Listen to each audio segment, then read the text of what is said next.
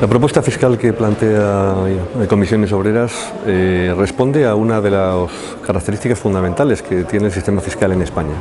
Nuestro sistema fiscal presenta una paradoja, y es que con una estructura comparable, con unos impuestos similares a los que existen en la Unión Europea, en los diferentes países de nuestro entorno, la recaudación es muy inferior a la de esos países.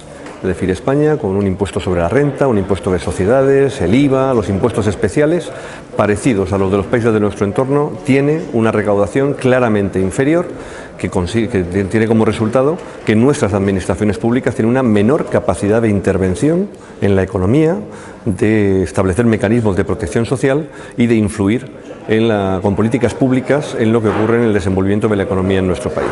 Por eso, lo primero que tenemos que hacer es resolver esa paradoja, y para ello hay que revisar el conjunto de las figuras fiscales en España para obtener una recaudación similar a la de los países europeos. Esto no significa subir los tipos impositivos, esto significa eliminar los problemas que hacen que una parte importante de la población no cumpla con sus obligaciones fiscales y que son los que justifican la menor recaudación. La menor recaudación tiene tres causas fundamentalmente. Una, el fraude fiscal, que puede explicar en torno a 3 de cada 10 euros de diferencia que tenemos con Europa. Otro, lo que llamamos la elusión fiscal, o lo que es lo mismo, las posibilidades legales de reducir la factura fiscal de amplios colectivos. Esto lo vemos muy claramente en el impuesto de sociedades y en el impuesto sobre la renta, en una parte de las rentas, como son las del capital o como son las rentas de actividades profesionales a través de los sistemas de módulos. Y por tanto son elementos en los que hay que incidir. Y por último, la tercera pata que explica esa menor recaudación fiscal tiene que ver con nuestra propia estructura productiva, con que se destruya empleo de manera masiva cuando hay crisis y por tanto con que se reduzca la capacidad impositiva de una buena parte de la población. El 26% de desempleo explica también una buena parte de la pérdida de ingresos que tiene el Estado. Frente a eso, Comisiones Obreras propone una revisión del conjunto de los impuestos. No es necesario subir los tipos fiscales, pero sí hay que revisar todas las reducciones, bonificaciones y, por tanto, eliminar la capacidad de planificación fiscal que tienen amplios colectivos, minoritarios, pero amplios en la población española. Al tiempo que reforzar los medios y la estructura de la agencia tributaria para poder perseguir, detectar y eliminar el fraude fiscal.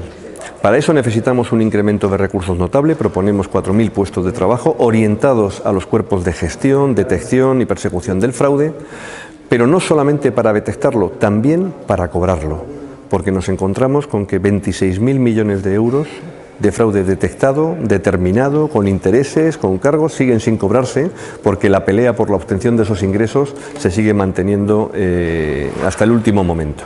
Por tanto, un sistema más justo, un sistema fiscal más solidario, un sistema fiscal más equitativo, que al mismo tiempo se tiene que instrumentar con un objetivo claro. No se trata de recaudar impuestos porque sí.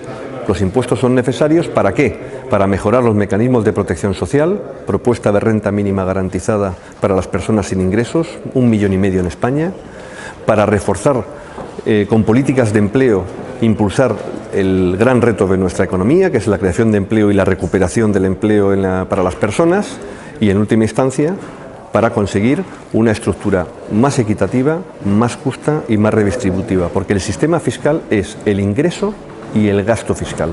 Por tanto, mejor recaudación, más justa, para proteger a las personas, aumentar la capacidad de las administraciones públicas.